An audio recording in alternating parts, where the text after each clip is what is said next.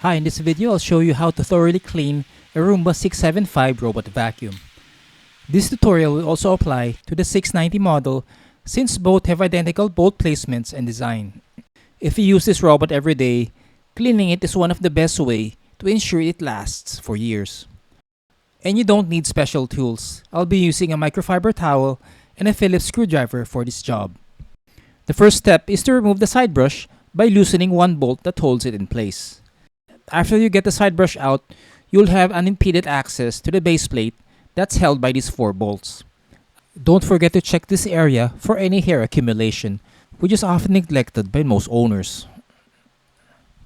Again, use a Phillips screwdriver to loosen them, but only loosen them enough to remove the base plate.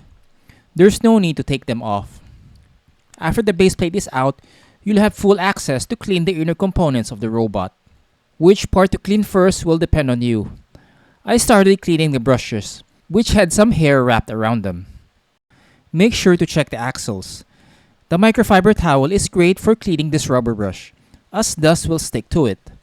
You can remove the axle guard to check whether hair is sticking to the outer axle. After cleaning the brush, put the axle guard back, then carefully reattach both of the rollers. The next part I cleaned was the dustbin. First, remove the filter and wipe it using the microfiber towel. You can see how much dust sticks on it, which is why this is my favorite tool for cleaning robot vacuums. After cleaning the filter, proceed to cleaning the inner parts of the dustbin. You'll notice that the fan motor is in there, so you cannot wash this with water. Just wipe it down using the microfiber towel. Next, I wipe the inner components that had dust stuck on them. This robot isn't that dirty, but yours could be, and the microfiber towel will help you a lot in removing dust. I removed the spinning wheel and wiped off the gunk that had stuck to it. Then I removed the side wheels with a smaller screwdriver. Loosen the 3 bolts holding the side wheels. Again, loosen them just enough to lift the wheels out. Once the wheel is out, take your microfiber towel and gently wipe around the nooks and crannies.